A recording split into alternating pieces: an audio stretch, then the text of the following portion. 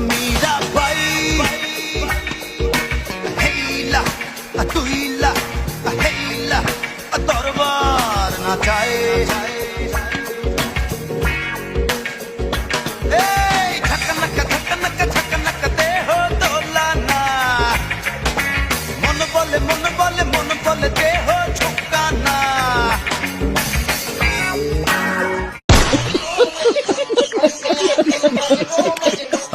ভাই বোনের ভালোবাসার এক অপূর্ব দৃশ্য ভাইরাল হয়েছে সোশ্যাল মিডিয়ায়। ভিডিওতে দেখা যাচ্ছে স্কুল থেকে ফেরার পথে হঠাৎ বৃষ্টি নেমেছে।